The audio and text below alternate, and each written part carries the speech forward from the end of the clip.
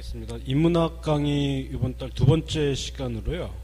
지난주에 우리 목사님께서는 가치에 대해서 설명을 해주셨고, 거기에 이제 저는 성장에 대한 이야기를 우리가 그 자아 실현적인 관점에서 한번 저희가 살펴보도록 할게요. 지난주에 목사님이 얘기하셨을 때 그 가치관이라는 것은 저희들 한 사람 안에 내재된 그런 하나의 그런 뚝심으로 볼 수가 있겠다고 저는 생각을 했습니다. 거기에 맞게 오늘은 그 자아 실현이란 말, 사실 이 자아 실현이란 말은 심리학을 전공을 안 했어도 많은 사람들이 얘기를 하는 단어 중에 하나죠. 그래서 이 자아 실현을 우리 심리학 이론을 통해서 한번 여러분들의 현실에 좀 적용을 해보는 시간을 가져봄으로써 이제 여기 계신 집사님들의 경우에는 이제 자신의 삶을 좀 되돌아보는 시간을 갖고 앞으로 이제 노년기의 삶을 통해서 어떻게 하면 내가 부족한 것들을 또 이렇게 준비할 수 있는지를 생각해보는 시간을 갖도록 하고요. 우리 여기 두 청년 이름이 어떻게 되죠? 신현관 또 누구지 이름이? 이름 다 기억해요. 예, 근데 이제 두 청년 같은 경우에 이제 앞으로 이제 준비하는 것들 많잖아요. 그런 것들 이제 내가 어떤 부분을 좀 키워야 될지에 대한 부분을 좀 되새김질하는 시간을 좀 가졌으면 해요. 그래서 제가 강의를 할 거는 두 번째 주하고 네 번째 주에 자아 실현인데, 이번 주는 이제 자아 실현에 대한 걸 심리학적인 관점에서 풀이를 좀 해보고, 마지막 주에는 그 요즘에 멘토의 시대라는 관점으로 요즘에 뭐 안철수라든가 박경철 분 이런 분들이 나와서 멘토의 역할을 자초하거든요. 그래서 그런 현상이 왜 이렇게 도래되었고, 그 현상을 통해서 우리가 어떤 것들을 좀 받아야 되고, 그리고 진정한 멘토는 누구였는지 이거를 마지막으로 제가 살펴봄으로써 성장에 대한 관점을 한번 마무리를 해보도록 할게요. 오늘 정리를 하기에 앞서 제 전공이 이제 심리학인데, 그 심리학에서 이 사람을 보는 관점이 두 가지가 있다고 해요. 어떤 거냐면, 하나는 사람을 동물적인 존재로 보는 거예요. 그러니까 동물의 행동을 통해서 실험을 한 그 결과를 통해서 사람의 행동도 동물의 행동처럼 예측할 수 있다고 보는 거예요. 예측할 수 있다. 이걸 우리가 어려운 말로, 뭐 쉬운 말로 얘기하면 행동주의라고 하거든요. 이런 이론이 있어요. 행동주의. 그러니까 우리가 강아지라든가 쥐 이런 실험을 토대로 얻은 결과를 사람한테 적용을 시키는 거야. 사람한테. 그럼으로써 사람도 동물처럼 예언을 하고 그 행동을 통제할 수 있다는 얘기예요. 그걸 우리가 행동주의라고 하고요. 하나는 어떤 거냐면, 우리가 사람은 굉장히 성적인 존재라고 보는 거야. 성적인 만족을 굉장히 추구하고, 그리고 굉장히 내재적으로 무의식 아세요 혹시? 우리 두 청년? 내가 가끔 하는 행동들 보면은 모르는데 막 행동했다고 하잖아. 왜 살인마들 보면은 자기가 살인을 의식적으로 했다고 해요? 아니죠. 다 모르는 동기 때문에 했다고 하죠. 그런 걸 우리가 무의식이라고 해요. 그래서 그 무의식적인 동기 때문에 이제 사람의 행동을 한다는 그 정신분석적인 관점이 있어요. 근데 이 두 가지로는 굉장히 상반적이거든요. 근데 비슷한 건 뭐냐면, 사람이라는 존재는 굉장히 어떻다? 희망을 찾아볼 수 없다는 그런 관점이 있어요. 사람을. 여기에서는 뭐라겠죠? 사람을 동물에 비유했기 때문에 상담자는, 우리가 상담자라고 하죠. 그런 사람들은 이제 이 내담자에게 통제자가 되는 거야. 정신분석도 마찬가지예요. 여기에서도 이제 사람을 성적인 존재로 보기 때문에 사람이란 존재는 상담을 할 때 이 사람들이 굉장히 억압되어 있는 존재로 봐요.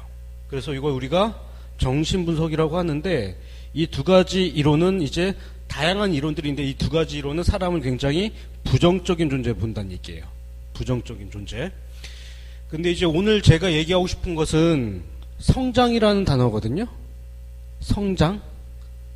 즉 심리학, 우리가 철학도 역사가 있고 우리나라도 역사가 있죠. 조선시대, 고려시대, 이제 뭐 단군시대처럼 마찬가지로 이 심리학 이론이란 것도 굉장히 그 흐름이 있어요. 그거를 제가 짚어준 다음에 이제 오늘 강의에 대해서 좀 설명을 좀 해드릴게요. 근데 이제 성장이, 이제 이 두 이론이 실어가지고 이제 나온 이론이 있어요. 요즘 혹시 김어준 알아요? 김어준 몰라? 그 안철수 알죠? 안철수가 왜 나왔을까? 안철수가 왜 나왔을까? 그냥 대통령 하고 싶어서 처음에 나왔다고 하는가? 아니죠. 안철수 같은 경우에는 진짜 내가 나서야 되겠다. 정말 지금 대통령 못한다. 너무나 싫다. 이런 가치관 때문에 나온 거야. 그러니까 9세대의 그런 모습이 싫어가지고 나왔다는 얘기죠. 그런 가치관이. 마찬가지로 심리학사에서도 이런 두 가지 관점, 사람을 이제 굉장히 부정적인 존재, 통제 가능한 걸로 보는 이런 관점이 싫어서 나온 이론이 있어요. 그걸 우리가 뭐라고 하냐면 그 인본주의라고 해요. 어려운 말로 인본주의고, 쉽게 풀어 써준다면 인간 중심이에요. 인간 중심.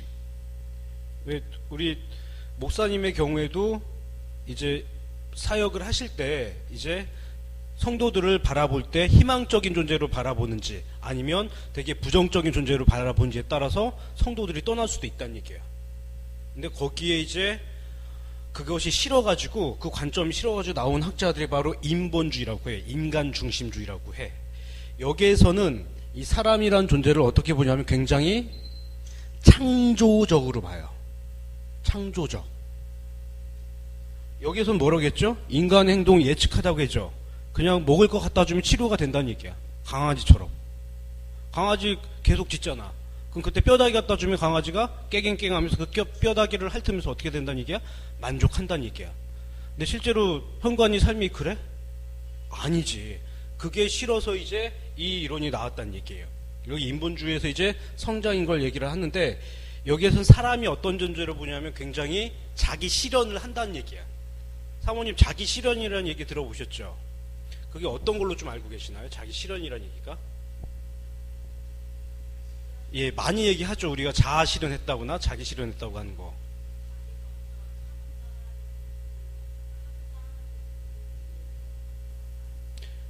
예, 99%의 아주 완벽한 답이에요. 순도 높은. 이 학자들이 뭐를 얘기하냐면, 사모님이 얘기했듯이 사람은 어떤 존재냐면 바로 자기의 그런 꿈을 실현시킬 수 있다고 하는 거예요. 자기의 꿈을. 여기에서는 꿈이라는 걸 얘기를 안 해요. 근데 여기서 이제 자기 혹은 자아 실현이라는 것을 이제 이야기를 하게 해요. 오늘의 핵심은 어떤 거냐면, 이 자아 실현한 사람들은 어떤 특징을 갖고 있는지 한번 살펴보도록 할게요. 자아 실현. 그래서 이 자아 실현 말이 이제 여러 학자들이 얘기를 했는데, 그 중에서도 그 메슬로우라는 학자가 있거든요. 요 학자고요. 그리고 융이라는 학자가 있어요. 그리고 에리 프롬이라는 학자가 있는데, 요 세 가지 사람들의 그 공통적인 부분을 제가 묶어가지고 한번 설명을 해드릴게요. 메슬로우 혹시 들어보셨죠? 메슬로우는 이제 전도사님 메슬로우 기억하세요? 전도사님을 제가 시험할 수는 없는데 시험 해볼게요. 메슬로우는 뭐가 있었죠? 어떤 개념이 있었습니까? 그거 혹시 기억하세요?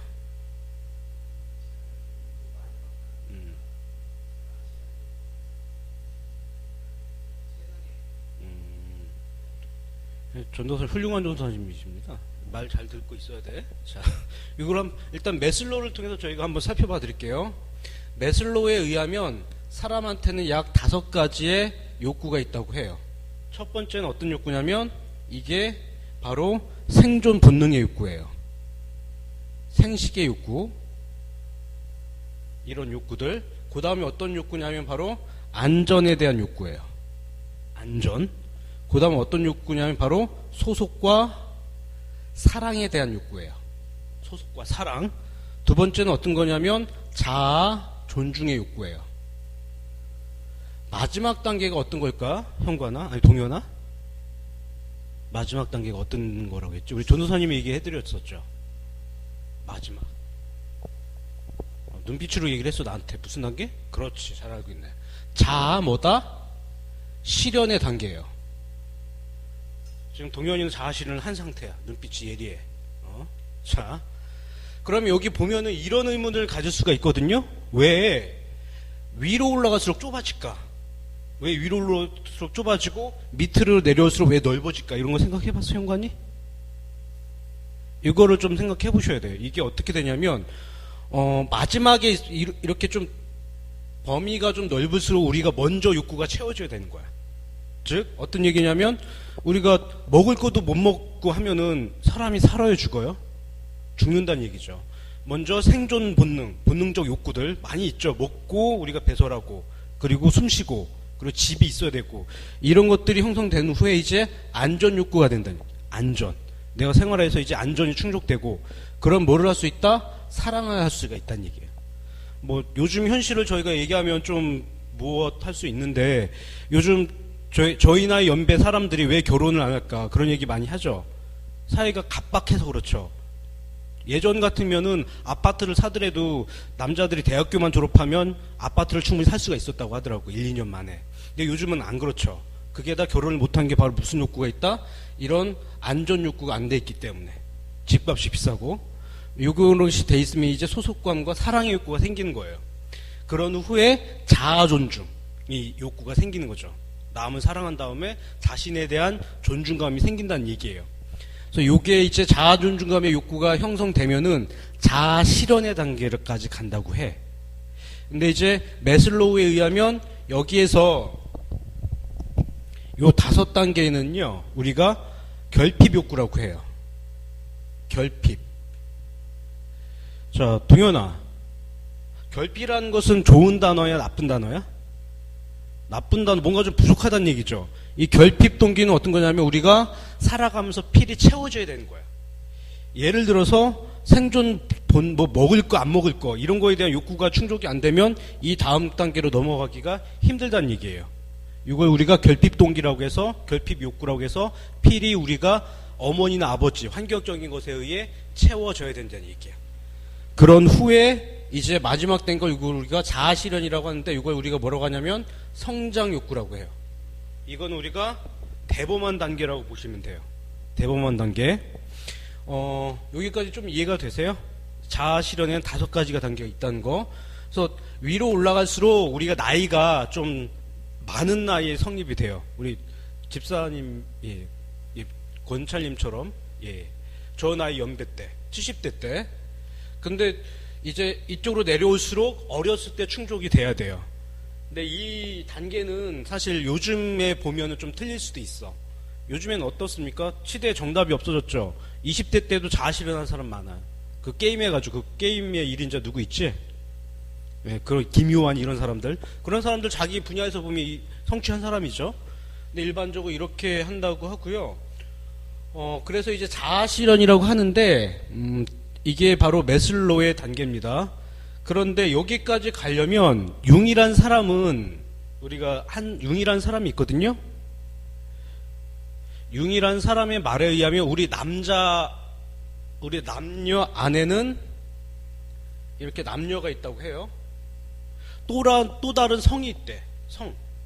그러니까 현관이 남자지. 우리 사모님은 여자예요. 현관이 안에는 여성성이 있다는 얘기야. 반대의 성. 우리 사모님 안에는 무슨 성이 있다? 남성성이 있다는 얘기야. 우리 권찰님도 마찬가지로 뭐가 있다는 얘기입니까? 남성성이 있다는 얘기예요. 그걸 우리 융이란 학자가 얘기를 했거든요. 그래서 남성 안에는 뭐가 있다? 바로 여성성이 있고 여성 안에는 뭐가 있다? 남성성이 있다고 해요. 그러니까 우리 이재학 목사님과 이경학 목사님 뭐가 있는 거예요? 우리 내면 안에 여성성이 있다는 얘기야. 그래서 우리가 여성의 경우에 남성의 경우는 이런 부드러운 면들을 많이 갖추어야 된다는 얘기야. 반면에 우리 여성들 같은 경우에 좀 거칠고 도전적이고 이런 부분들 우리가 갖춰야 된다는 얘기입니다. 그래서 이런 우리 내면 안에 이런 성들이 균형을 이루어야 된다고 해요. 그래야지 뭘 할 수 있다? 자아 실현을 할 수가 있다고 해요. 예를 들어서 우리가 좀 쉽게 보자면 이효리 알아요? 이효리는 어때요? 그냥 상냥한 여자처럼 보여? 남성 잘 보셨네요. 중성적인 이미지가 강해. 반면에 그럼 이효리는 뭐가 강한 거예요? 여자긴 여잔데 어떤 성이 강하다? 자기 안에 남성성이 강하다는 얘기야. 지금도 인기가 있죠. 굉장히 대범하고 다른 여자 연예인들과 비교를 해도 차이가 있죠. 그럼 우리가 남성인데 여성성을 갖고 있는 배우들 많이 있어요, 요즘에. 그러니까 예전에는 최민수처럼 똑바로 봐. 너 뭐야? 나 떨고 있냐? 이런 식으로 터프한 남자들이 인기가 있었다는 얘기야. 목소리 틀리고 사이즈 틀리다고 얘기하면 실망이에요. 근데 요즘에는 어때요? 배용준 알아요? 배영광이 아니라 배용준. 그리고 장근석 알죠? 보면 어때? 난 걔네들 보면 짜증나거든? 여잔지 남잔지 구분이 안 가. 그런 남성이긴 남성인데 부드러운 남성들이 요즘에 인기를 이루고 있다는 얘기야. 그게 이제 융이 이제 얘기한 건데, 이렇게 여러분들 좀 되돌아보면은 우리 목사님 경우에는 남성이니까 내가 부드러운 면이 잘 갖춰져 있는지 이런 것들을 보셔야 돼요. 예를 들어 우리 목사님이 뭐를 하셨어요? 머리를? 파마를 했지. 파마를 했지. 그 우리 목사님 여성성이 있다는 얘기야? 없다는 얘기야? 있다는 얘기죠. 그럼 우리 현관이를 볼게. 현관이 아까 그 머리 하면서 막 신경 쓰더라고. 난 그게 아름다워 보였어. 근데 여성성이 강한 것 같아, 우리 현관이는. 그러니까 여자친구도 예전에 사귀었었지, 그죠? 이렇게 막 예민하고. 그런 게 나쁘다는 얘기가 아니에요. 우리가 갖추어줘야 된다는 얘기야. 쉽게 우리가 보면은 부모님들 보면 우리 남편이 20, 30대는 패권을 차지해요. 나폴레옹처럼 넌 내 거야. 이렇게 하다가 이제 역전이 돼. 우리 부모님도 보면은 지금 어머니가 넌 내 거야. 아버지한테 이렇게 얘기를 해요. 그러니까 이런 어머니 안에도 이런 강한 면이 있다는 얘기죠. 우리 권찰님도 그런 거 느껴지세요? 자기 안에 그런 강함이 있다는 거? 뭐 남편 되시는 분하고도 그렇게 좀 갈등이 있으셨나요? 그렇죠. 갈등 있는 사람 되게 많다는 얘기죠. 그래서 융이란 사람에 의하면 우리가 남자는 어머니의 영향을 받아. 어머니의 영향. 그리고 여자는 아버지의 영향을 받아요. 그래서 여자들이 결혼할 때 자기 아버지하고 똑같은 유형의 남자를 만날 수가 있대. 혹은 정반대의 남자를 만날 수가 있다고 해요. 그런데 우리가 이런 균형이 잘 갖추어지면은 아버지로부터 독립을 할 수가 있다는 얘기야. 아버지 굿바이, 뭐 무덤 파고 들어가는 거 그게 아니라 자유해질 수 있다는 얘기야. 알지? 그래서 융이라는 사람은 이런 균형을 우리가 유지해야 된다는 거를 이제 얘기를 했습니다. 이걸 우리가 뭐라고 하냐면 아니무스라고 해요. 아니무스. 그래서 요게 이제 우리가 좀 살펴봐야 돼요. 요즘 시대의 조류가 굉장히 유곡과 유사하게 돌아가고 있죠. 남성들 뭐해요? 요즘 어떻게 하냐면 남성들도 피부 막 해. 피부 조작하고 막 그래. 남성들 그런 것들 많이 신경 쓰고. 그게 바로 뭐다? 시대가 요즘에는 양성성을 우리가 갖춰야 되는 시대로 가고 있어. 그러니까 나도 이제 예전 대학원 다닐 때 신발이 2개밖에 없었어. 면바지 2개밖에 없었고. 믿거나 말거나. 하지만 그때 여자애가 절 보고 얘기를 하는 거예요. 그때 과외로 내가 돈을 벌고 있었거든요. 대학원 다니면서. 너는 왜 이렇게 신발이 몇 개 없냐? 네 돈은 잘 버는데. 근데 그게 내 안에 뭐가 있었냐면 여성성이 굉장히 부족했던 거야. 옷도 잘 못 입고 다녀. 우리가 옷도 잘 입어야 되죠. 너희들 여자 만나려면요. 그렇잖아요. 그렇게 못 입고 다녔어. 그래서 꿈에 어떤 게 나왔냐면 내 경우에 예를 들자면 꿈에 내가 롯데마트를 매일 간 꿈이 나오는 거야. 롯데마트에. 그걸 제가 꿈 분석을 했지. 꿈 분석을 하니까요. 너 안에 여성성, 즉 너를 이렇게 키워주고 보다듬어주는 면이 부족하다고 얘기를 하는 거죠. 그래서 그때 맨날 옷 사재기 했어요. 옷 사재기.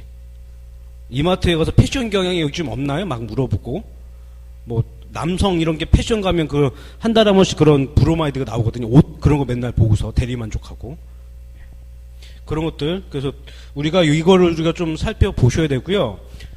그래서 이 매슬로우라는 사람이 즉 자아 실현한 사람들의 그 특성을 봤어요. 특성을 봤는데 그 사람들의 성격이 드러난 거야. 그러니까 이 사람의 경우에는 우리가 좀 사회에서 좀 명망이 있고 좀 우리로 얘기하면 요즘 안철수 씨라든가 혹은 배영광 씨 같은 이런 분들이 성공을 했잖아. 이런 분들의 그 특성을 분석한 거야. 그러니까 이런 분들이 어떤 성격이 있냐면 첫 번째가 뭐가 있냐면 개방적이라고 해요. 개방적. 개방적이라는 말이 어떤 뜻인지 알죠? 현관. 어떤 뜻이에요?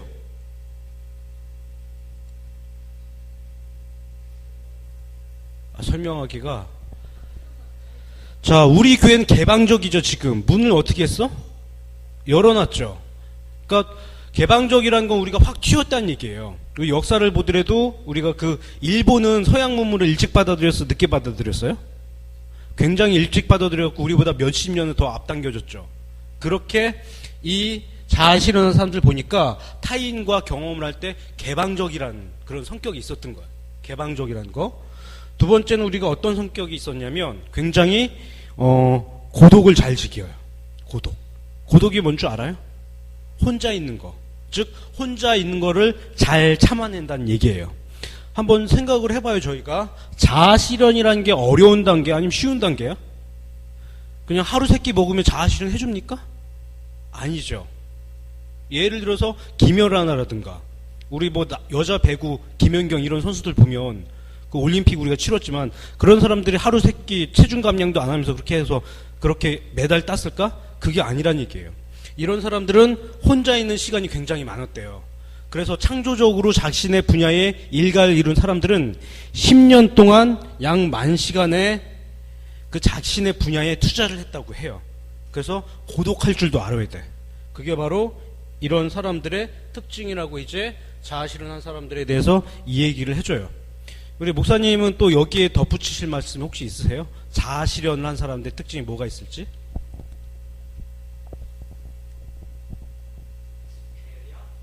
배려.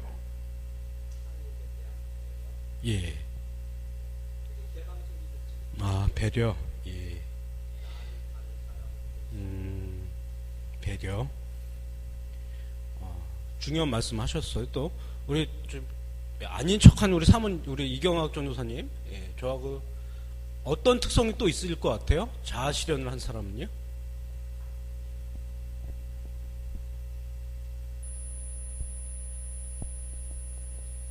열정, 예. 자, 이런 특징들이 이제 있다고 해요. 그래서 이제 저희들이 이제 융까지를 살펴보았고, 그 다음에 저희들이 살펴봐야 될 사람이 에리 프롬이라고 하거든요. 이제 우리 특히 이제 현관이나 동영이 같은 경우에는 이제 고등학교 지금 3학년이죠. 2학년 논술을 많이 쓰잖아. 그럼 에리 프롬이라는 책을 한번 이 사람이 어떤 사람인지 한번 조사해봐요. 이런 사람들 알고 있어야지 나중에 너희들이 논술 쓸 때 더 좋은 대학교를 갈 수가 있단 말이지. 자, 에리 프롬도 이 사람도 이제 심리학자면서 사회학자였어요. 그러니까 우리가 심리학을 어떤 측면에서 봤냐면 사람 안에서 본 게 아니라 사회라는 큰 틀 안에서 본 거야. 그래서 이 사람은 이제 어떤 걸 얘기하냐면 우리가 그 두 가지 관점을 이제 얘기를 하더라고요. 그게 뭐냐면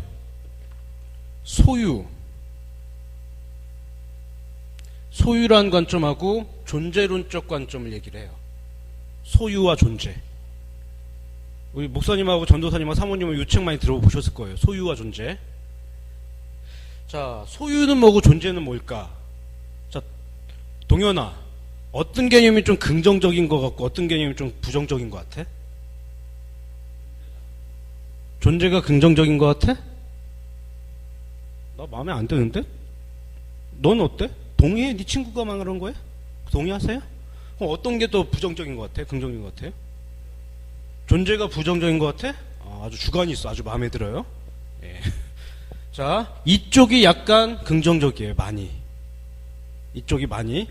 자, 에리 프롬에 의하면 우리 요즘 현대 사회 사람들은 소유욕이 굉장히 강한 사람들이 많대요.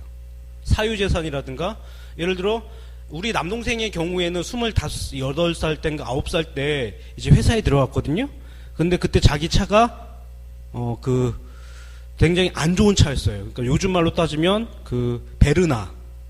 그렇게 좋은 차 아니거든요. 그걸 타고 들어갔는데 다른 사람들의 차들은 굉장히 좋은 거야. 그러니까 요즘 말로 따지면 아반떼급 이상. 그러니까 굉장히 자기 가치가 떨어진다고 얘기하는 거야. 그게 바로 뭐냐면 우리가 소유적인 가치관이라고 해요. 소유적인 가치관. 이건 우리가 어떤 거냐면 내가 어떤 것을 사물을 꼭 갖고 있음으로 해서 만족을 느끼는 거야. 예를 들어서 요즘 이제 고등학생들 보면은 휴대폰 있죠. 핸드폰. 그게 나란 얘기야. 그렇기 때문에 늘 불안해.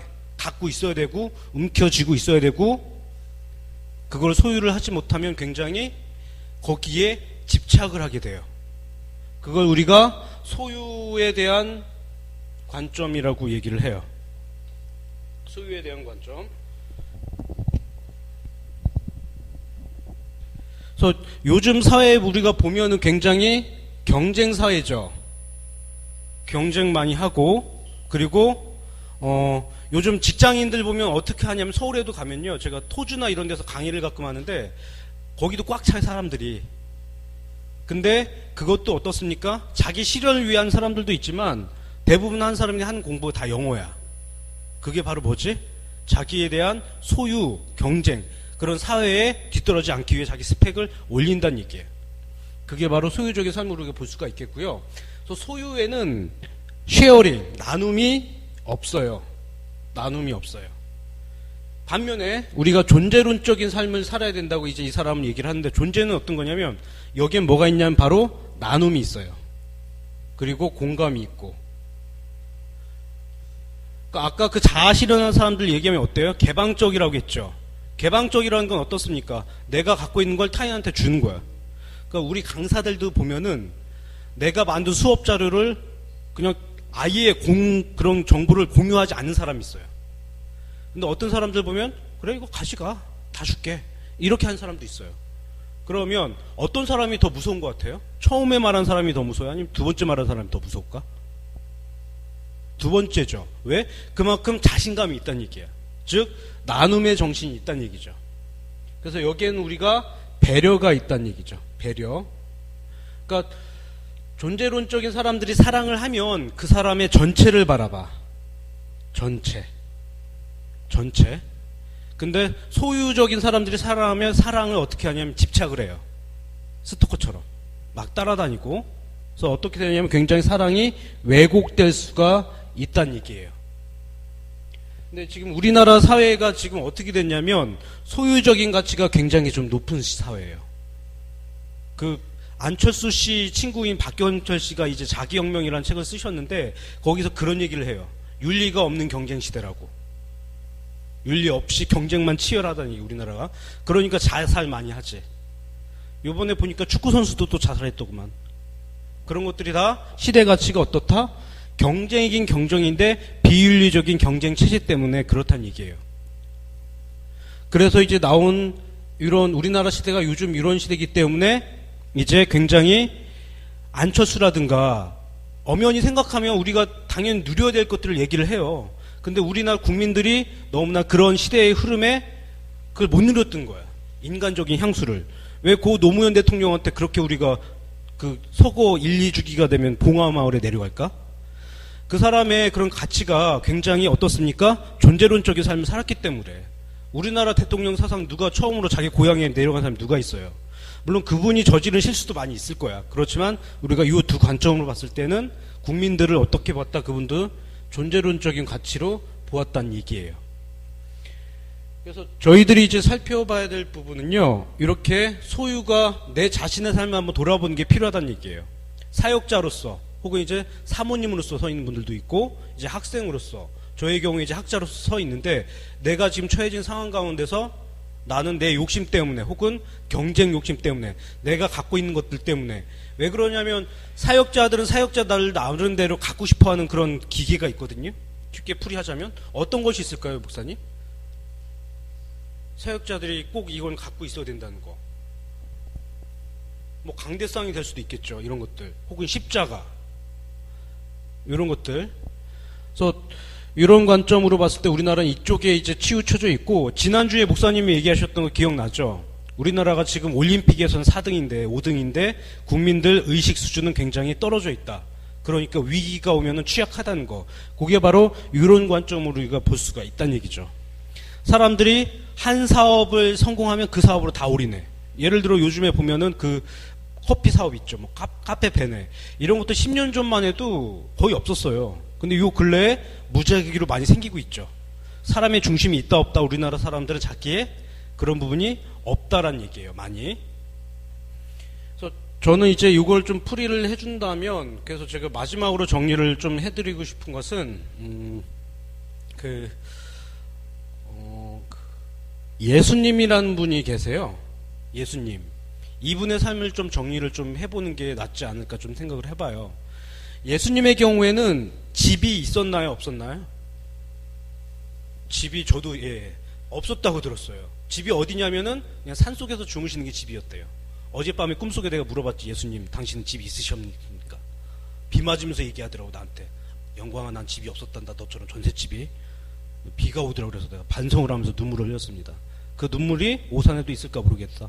어찌됐든 그렇게 우리가 예수님의 경우에는 집도 없으셨어요. 우리 지난주에 목사님 얘기했을 때 김장훈 얘기를 좀 했었거든요.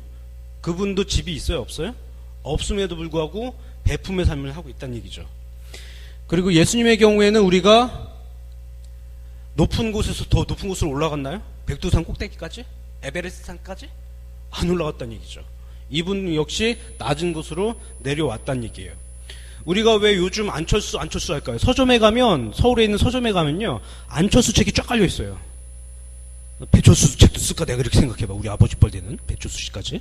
그럼 안 되겠지. 그분 노래하는 분이니까. 안철수 씨가 왜 이렇게 우리가 말을 화제가 되고 있고 이렇게 할까 생각해보면, 국민이라는 대상을요, 국민이라는 대상을 우리가 소유적인 존재, 즉 착취적인 존재로 보는 게 아니라 한 사람 한 사람을 우리가 존재론적인 존재로 본다는 얘기죠. 그 작년에 그 박원순 씨하고 안철수 씨하고 우리가 담아버린 거 혹시 아시죠? 그때 박원순 씨는 이제 원숭이처럼 나 원숭이야 이렇게 하면서 있었고, 안철수 씨는 이제 그때 이제 회의하러 갔었던 거야. 근데 이 두 분이 얘기를 한 거예요. 어떤 사람이 준비한 그 정책이 서울 시민을 위해서 더 합리적이고 좋은 정책인지. 근데 그때 누가 양보했죠? 그렇죠. 안철수 씨가 이제 양보를 했어요. 이분이 적격이라고. 근데 그렇게 하는 게 쉬울까요? 어려울까요? 굉장히 어려운 일이에요. 왜 그러냐면 우리가 서울시장이란 자리가 어떤 자리죠? 그 자리는요, 요직이에요. 대통령으로 다이렉트로 직방하는 자리야. 이명박 시장도 원래 시장이었잖아요. 직방했잖아요. 그렇게 원킬로 갈 수 있는데 그럼에도 불구하고 안철수 씨는 그걸 내려놨어요. 왜? 서울 시민을 우리가 어떻게 보았다? 굉장히 존재론적인 존재로 보는 거죠. 내가 착취할 사람이 아니라 이 서울 시민이라는 사람들도 굉장히 좋게 이제 한 사람 한 사람이 착취할 대상이 아니다. 그래서 그 요즘 근데 우리나라 정치인들이 어땠습니까? 굉장히 국민들을 착취적인 존재로 보았다는 얘기예요. 우리나라가 지금 이렇게 한 사람의 그런 좀 옛날 같으면 당연히 그래야 되는 거야. 미국의 정치인들 보면. 근데 이제 그 향수를 불러일으키니까 사람들이 굉장히 이 가치에 쫓아간다는 거죠. 그래서 제가 이제 저희 하늘땅교회가 이제 시작을 하고 이제 개척을 한 지도 몇 년이 지났어요. 벌써 뭐 아이가 있으면 우리끼리 서로 이게 놀아다니까 굉장히 아이가 커지고 있는 그런 교회죠. 그래서 이 강의를 준비하면서 그 우리가 그 좀 많이 커야 되는데 이거는 근데 우리가 본다면 좀 그 인본주의적인 즉 심리학적인 이론 안에서 이제 그 성장에 대한 얘기예요. 이거를 우리가 우리 안에서 좀 되풀이하는 작업이 좀 필요할 수도 있거든요. 그래서 그런 것들을 저희가 뭐 좀 심층적으로 한번 이야기를 하면서 나눠보는 시간을 좀 가졌으면 좋겠습니다. 그래서 저희도 어때요? 지금 뭐 청년부가 있고 또 호산나가 있고 뭐 또 성인부가 있는데 저희 교회에 오는 목적이 우리가 신앙적인 성장도 있어야 되겠지만 이 인간적인 성장도 저는 있어야 된다고 생각을 해요. 왜 그러냐면 우리 기독교인들은 하나 있는 게 이 신앙인으로서의 성장도 있지만 이 인간인으로서 성장이 있는데 가끔은 이 신앙에 대한 성장 때문에 인간 그런 모습이 감추어질 수가 있거든요. 그래서 특별히 이제 현관이나 이제 동현이 경우에는 내가 이제 어떠한 존재로 좀 내가 어떻게 미래를 준비해야 될지 이런 것들을 지금부터라도 좀 생각해보는 시간을 가졌으면 어떨까 이런 생각이 좀 들었어요. 그래서 이제 마지막으로 제가 좀 키워드를 한번 정리를 해드리면은요, 사람이란 존재는 우리가 선천적인 뭐가 있다고 설명을 해드렸죠? 바로 잠재력이라는 게 있다는 얘기예요. 잠재력은 우리가 뭐라고 하냐면 탤런트라고 해요. 탤런트. 우리가 잘하는 것들이 한 가지씩 있다는 얘기죠. 이런 것들을 우리가 키우는 게 필요하다는 얘기죠. 두 번째는 우리가 우리 교회를 또 어떻게 보는지가 좀 많이 필요해요. 사실 그 서울이나 저도 예전 서울에 대형교회 있었지만 교회를 정치의 수단으로 본 사람들도 굉장히 많거든요. 특히 장로님이라든가 이런 분들. 세상 사람들도 그렇게 봐요. 아, 교회는 정치적인 수단으로. 예전에 예를 들어 제가 호주에 갔을 때도 사업을 하려고 하면 교회를 가야 된다고 해요. 거기 사람들이 많으니까. 그래서 여기 나온 우리 지체분들도 많이 있는데 내가 이 교회를 어떻게 볼지, 나의 명예를 위한 도구인지 아니면 하나님 안에서 이 교회를 위해서 내가 헌신해야 될 장소로 보는지, 이런 관점도 필요하다는 얘기죠. 그리고 세 번째는 더 가까이 우리가 보자면 우리의 지체들 있죠. 옆에 있는 우리의 지체들을 내가 어떤 존재로 바라보는지, 착취의 대상인지 아니면 그 사람을 내가 섬김의 대상으로 바라보는지, 이런 것들도 우리가 필요하다고 제가 생각을 좀 해보았어요. 그리고 저희가 이게 처음에 얘기를 했던 거, 자기 실현이라는 것은 결국엔 우리가 뭐다? 세상 사람들처럼 뭐 빌딩 몇 개 있고 우리가 그런 것이 자기 실현이 아니라, 자기 실현이라는 것은 내 주님이 주신 우리의 달란트를 가지고 꽃을 피우는 게 바로 자기 실현이라는 얘기예요. 우리가 기독교적으로 우리가 살펴본다면, 우리 지금 저 애기 이름이 뭐가 소연이인가요? 예, 소연이의 경우에 지금 태어났죠. 그럼 저 아이한테 뭐가 있다는 얘기입니까? 씨앗이 있다는 얘기예요. 어떤 걸 할 수 있는, 하나님의 나라를 위해 이제 뭔가를 봉사할 수 있는. 얼마나 소중해요. 굉장히 예쁘잖아요. 굉장히 하나님에서 보면, 하나님 안에서 우리를 본다면 동영님도 그렇고 현관님도 그렇고 우리 사모님도 그렇고 우리 권찰님도 그렇고 우리 전도사님도 그렇고 목사님도 다 아름답다는 거예요. 그렇게 예. 이렇게 제가 좀 설명을 좀 해드리고요. 그리고 좀 정리를 또 해드린다면, 우리가 성장한다는 거 우리가 도전해야 되고, 청년일 때. 근데 요즘에는 나이가 굉장히 많아지고 있어요. 노년의 때에도. 그래서 자기 성장이라는 것을 여러분들이 늘 유념히 좀 새겨두시고, 이렇게 더 개인적으로 발전하는 저희들이 되기를 좀 부탁을 드릴게요. 예, 좀 한 10분 정도는 저희가 질문 받는 시간을 갖도록 할게요.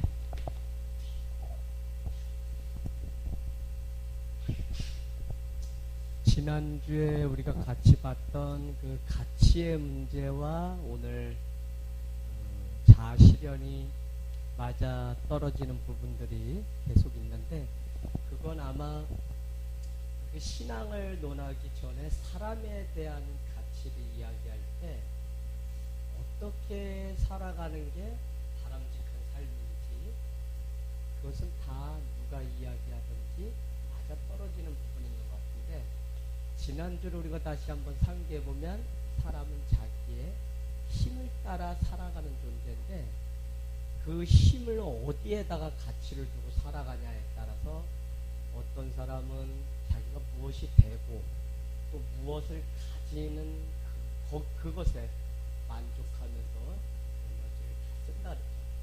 그러나 우리가 한 번 더 오늘 얘기한 거 맞아 떨어지는 게, 우리가 내 삶의 행복을 찾아가려면 결국은 나눔과 섬김의 가치로 우리가 나아갈 때 우리 인간의 존재의 집이 넉넉해지고, 그 존재가 넉넉해진 그곳에 우리가 신앙을 심고, 그곳에 기도를 심고, 그곳에 우리가 말씀을 심어야지만 흔들리지 않는 자기 존재의 집을.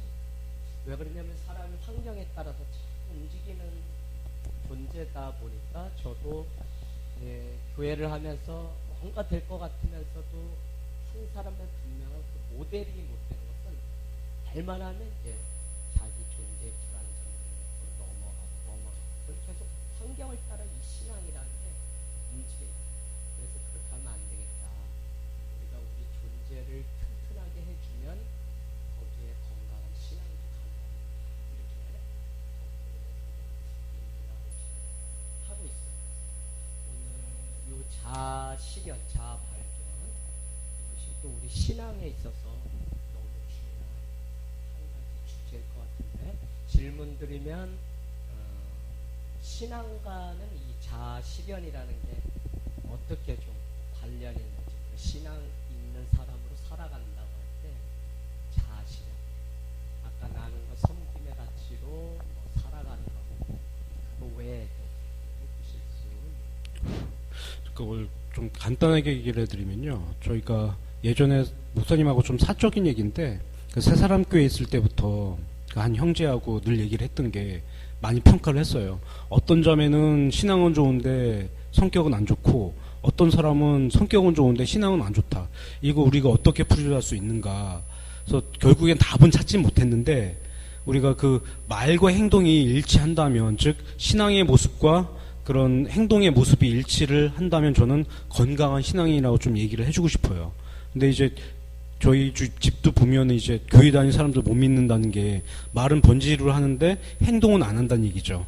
예전에 이제 천주교인들도 보면 천주교인들이 굉장히 사회적인 것들 실천을 많이 하는데, 교회 다니는 사람들은 전혀 액션을 안 취한다. 이런 걸 예의함으로써 이제 주위 분들이 좀 비평을 했었거든요.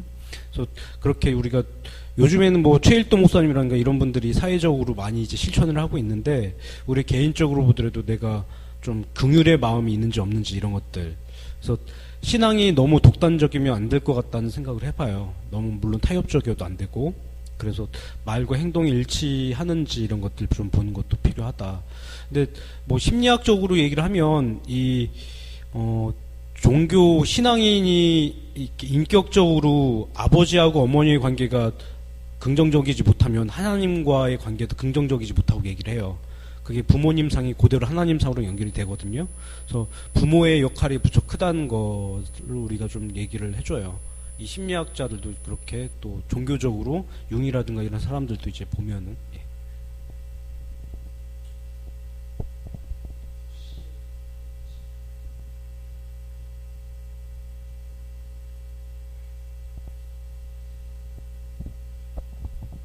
그 잔 웨슬레는 교회가 다 죽었다고 얘기할 때 영국 사회에 성령이 일하시는 부분이 있다고 믿고, 그러니까 잔 웨슬레, 찰스 웨슬레 그 형제가 둘이 영국 붕을 일으키면서 다시 교회가 살아나고, 술집으로 다 바뀌었던 교회들이 다시 십자가가 세워지는 그 일들이 있었거든요.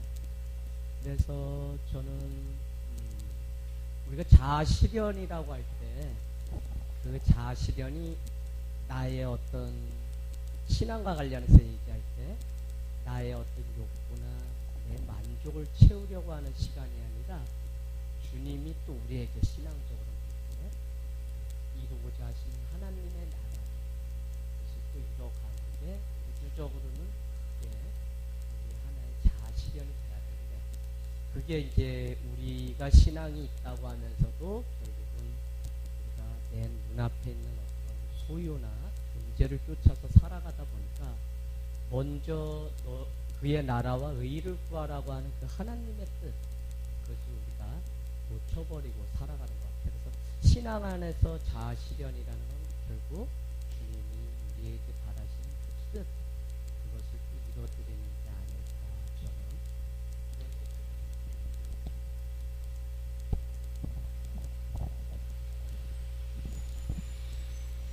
저는 개인적으로 이제 강의 들으면서 깨달은 건, 아까 말씀하실 때 소유와 존재에 대해서 말씀하셨잖아요. 질문이라기보다는 저는 좀 깨달음이라면, 하나님이 저희를 처음에 천지창조하실 때 우리를 복받은 존재로, 또 하나님의 형상을 닮은 존재로 만드셨잖아요. 근데 제가 요즘에 계속 흥얼대는 찬양 중에 하나가, 우리가 그때 그 모습으로 돌아가기를 원하는 찬양이거든요. 우리가 복받은 존재고, 또 우리가 하나님의 형상을 닮은 사람으로서 그런 하나님이 보시기 심히 좋았던 존재로 돌아가야 하는 건데, 저도 모르게 이게 부모이면서 가치관이 자꾸 흔들릴 때가 뭐냐면, 아이들을 칭찬할 때도 너는 엄마 아들이니까 뭐 사랑해 이런 거보다, 네가 공부를 잘하니까 사랑해, 아니 이렇게 해줬으니까 이렇게 뭔가 조건적인 그런 부분들이 되게 많아지는 것 같아요. 그래서 그러니까 저는 그렇거든요. 신앙 안에서 또 자아 실현이라는 것 자체도 건강하게 자기 모습을 바라볼 수 있어야만이 또 자기의 모습을 통해서 이렇게 이루어갈 수 있는 것 같아요. 그래서 오늘 강의를 들으면서 저는 개인적으로 질문이라기보다 내가 아이들에게 무엇을 가져라, 무엇을 어떻게 해라라고 하는 것보다는 좀 더 너는 뭐 이래서 엄마 아들이니까 예쁘고 이래서 이렇게 조건을 좀 달지 않고 있는 모습 그대로 좀 봐주는 모습이 좀 필요하지 않을까라는 좀 생각을 좀 해봤거든요. 그래서 존재에 대한 소중함을 느끼면 자기를 사랑할 수 있는 사람이 그 사랑을 알기 때문에 또 이렇게 섬기고 나눌 수 있다는 생각이 들어요. 그래서 그런 부분에서 그러니까 늘 생각하는 게 말씀이나 강의를 들으면 생각은 참 잘하고 있는데 현실로 돌아갔을 때는 참 실천을 못하는 게 좀 우리의 모습인 것 같아요. 그래서 날마다 저는 그런 생각이 들거든요. 훈련이 필요하다 이것도. 그러니까 제가 사랑 표현 좀 부족한 편인데 사랑하는을 표현하는 방법이나 아이들을 대하는 것도 사실 우리가 연습한 게 아니잖아요. 훈련을 받아서 한 게 아니기 때문에 날마다 그런 좀 훈련과 연습이 필요한데 그런 것 자체가 어머니나 아버지가 우리가 생각이 좀 깨어 있어야지 그걸 알고 있어야지 더 많이 이렇게 실천할 수 있지 않을까라는 생각이 들어서 오늘 다시 한번 좀 아이들에 대해서나 우리가 사람을 바라볼 때도 평가하는 부분이 그거잖아요. 사람의 어떤 부분이 옳지 않기 때문에 우리가 비판하기보다는 그 사람이 어떻게 되길 나아질 모습을 기대하면서 기도해주고 중보하는 모습들이 전 교회 안에서 공동체가 필요한 모습이라고 생각하거든요. 그래서 그런 모습들이 있고 또 내가 그런 실천을 좀 해야겠다라는 생각을 좀 했어요. 강의들. 배영강 강사님 우리 박수요.